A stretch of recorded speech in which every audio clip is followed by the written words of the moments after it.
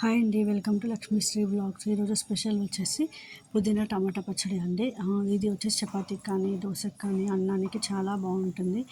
So ఇది యాక్చువల్గా ఫ్రెష్గా ఉన్నప్పుడు చేసుకుంటేనే ఆ ఫ్లేవర్ అనేది బాగుంటుందండి. సో దీన్ని ఎలా చేయాలి, ఏమేమి వేయించుకోవాలని చెప్తాను. ఒక కడాయి తీసుకుని దాంట్లో 1/2 స్పూన్ మినపగుండ్లు, నెక్స్ట్ వచ్చేసి 1/2 స్పూన్ ఆవాలు, 1 స్పూన్ పచ్చెనగపప్పు వేసుకోవాలి.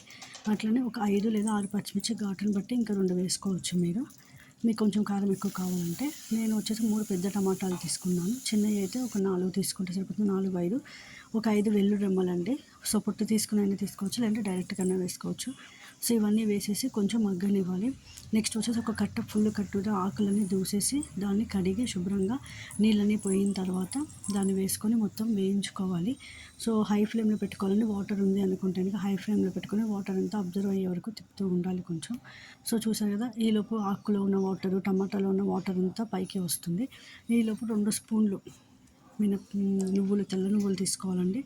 సో తెల్ల నువ్వులు చూసుకుని వీటన్నిటిని వేసుకున్న తర్వాత బాగా కొంచెం వేయించుకోవాలి. నెక్స్ట్ ఒక ఫుల్ గల్లుప్పు, 1/2 స్పూన్ పసుపు వేసుకున్న తర్వాత సో చూసారు కదా, వాటర్ అన్నీ అబ్జర్వ్ అయిపోయే వరకు హైలో ఉంచేసి ఒక 5-10 మినిట్స్ సిమ్లో పెట్టుకోవాలండి. సో సిమ్లో పెట్టుకుంటే ఏంటంటే ఇంకా వాటర్ ఉన్నా కానీ పచ్చిగానే పోతుంది. నువ్వులు వేసుకున్న తర్వాత మొత్తం ఒకసారి కలుపుకొని వాటర్ అంతా ఇనికి ఆయిల్ కొంచెం పైకి తేలుతుంది అన్నప్పుడు మీరు వచ్చేసి స్టవ్ ఆఫ్ చేసుకోవాలండి.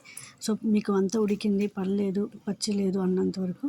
సో మీకు ఒకవేళ కావాలి అంటే కనుక ఇంకొంచెం ఉప్పు కావాలంటే వేసుకోవచ్చు. వేసుకొని స్టవ్ ఆఫ్ చేసి చల్లని తర్వాత మెత్తగా ఇలా మిక్సీ పట్టుకోవచ్చు అండి. మీకు కచ్చపచ్చగా కావాలంటే రివర్స్లో పట్టుకోండి, మెత్తగా కావాలంటే నార్మల్గా మిక్సీ పట్టుకోవాలి. సో చూసారు కదా, తెలియచండి. మీరు మీ ఇంట్లో ట్రై చేసి ఎలా ఉందో please subscribe my channel. Thank you.